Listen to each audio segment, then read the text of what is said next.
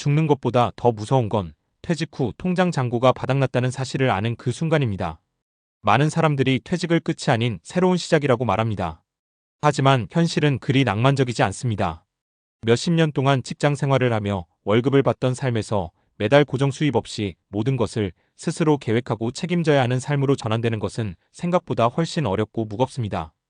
특히 우리 부모님 세대 지금의 50대에서 60대에게 퇴직은 준비되지 않은 채 갑작스레 찾아오는 것이 대부분입니다.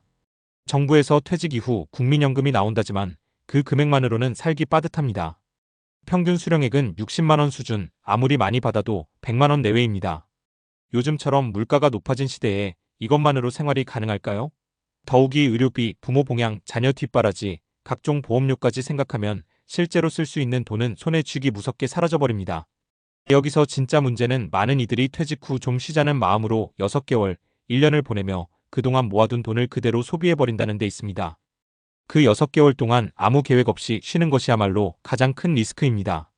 퇴직금은 남은 인생의 생존자금이지 일시적 휴식의 보상금이 아닙니다. 실제로 퇴직 후 6개월에서 1년 사이에 재정적으로 위기를 겪는 사례가 점점 늘어나고 있습니다. 한번 구체적인 예시들을 들어볼까요? 사례 1. 30년 직장생활, 퇴직금은 허무하게 사라졌다. 58세 김정호 씨.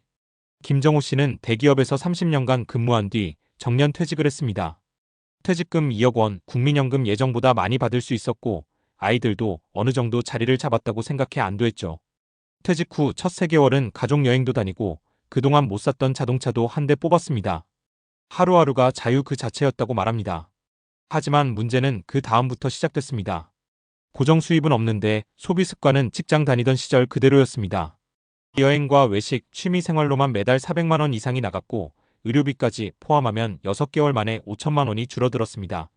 1년이 지난 지금 김 씨는 다시 일자리를 알아보고 있습니다. 하지만 현실은 60세 가까운 나이에 안정된 일자리는커녕 단기 알바조차 찾기 힘든 상태입니다. 퇴직금은 줄고 자신감도 줄고 불안감만 남았습니다. 사례 2. 쉬고 싶었지만 준비되지 않은 은퇴는 독이었다. 55세 이현숙 씨. 이 씨는 학교에서 교직 생활을 25년 가까이 했습니다. 번아웃도 심했고 더 늦기 전에 자신을 위한 인생을 살고 싶어 자발적 퇴직을 결정했습니다. 퇴직 후에는 책을 읽고 여행을 다니고 요가도 하며 여유를 즐기려 했습니다. 하지만 막상 퇴직하고 나니 주변과의 관계가 급속히 줄어들었습니다. 사회적 단절은 생각보다 깊었고 외로움과 우울함이 밀려왔습니다. 무엇보다 돈 걱정이 계속 머릿속에 맴돌았습니다. 여행은 갈수록 줄고 문화생활 대신 집에만 있게 됐습니다. 결국 1년 후 우울증 진단을 받고 치료를 시작했습니다.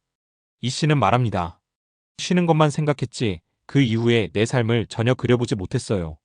계획 없는 은퇴는 정말 위험한 선택이었어요. 사례 3.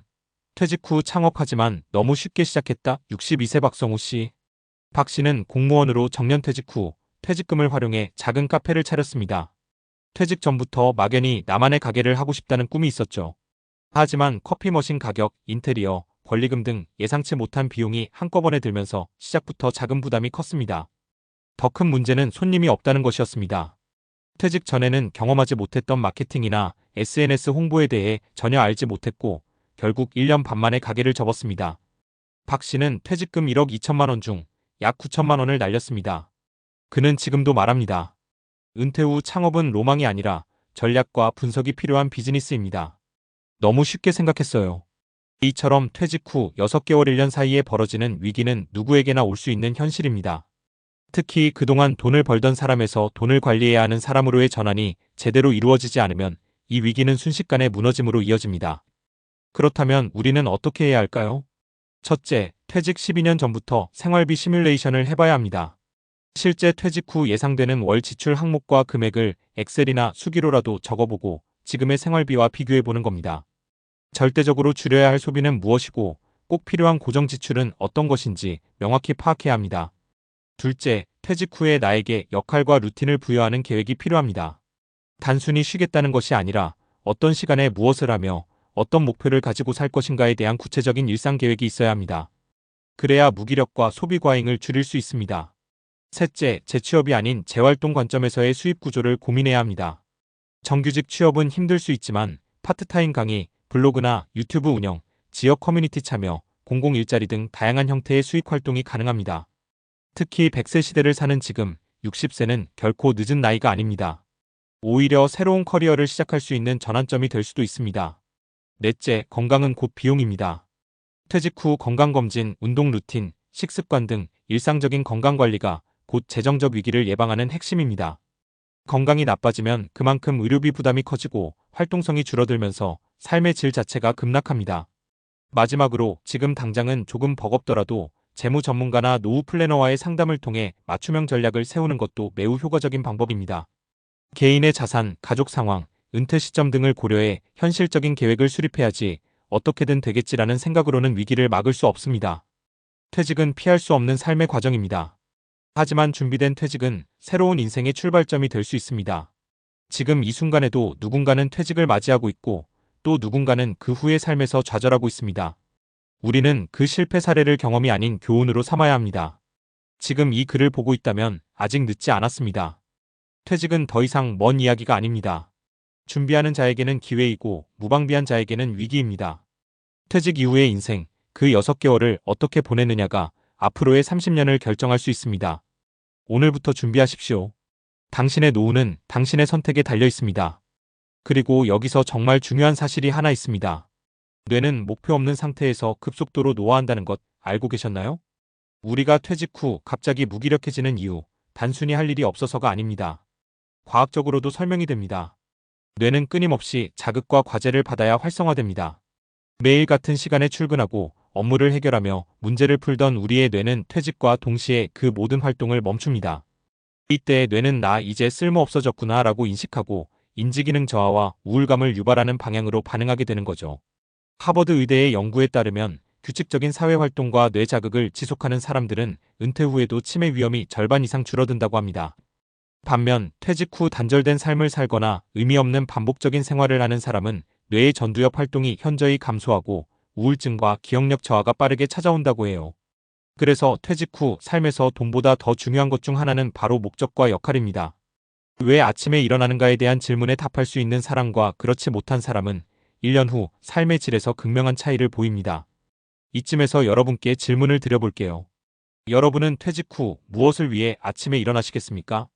누구는 봉사활동을 선택합니다. 누구는 손주들과의 시간을 의미 있게 보내려 합니다. 또 누구는 유튜브나 블로그를 시작하면서 자신만의 콘텐츠를 만들어갑니다. 중요한 건 무엇을 하느냐보다 내가 이 일을 왜 하느냐입니다. 이유와 목적이 있는 행동은 우리의 뇌를 건강하게 지키고 정서적으로도 안정감을 줍니다. 그리고 또 하나 운동. 이건 정말 빼놓을 수 없습니다. 퇴직 후 우울감, 무기력감, 심지어 불면증까지 호소하는 사람들이 많습니다. 그런데 단 30분의 가벼운 걷기 운동이 뇌 속에서 행복 호르몬인 세로토닌과 도파민을 증가시킨다는 사실 알고 계셨나요?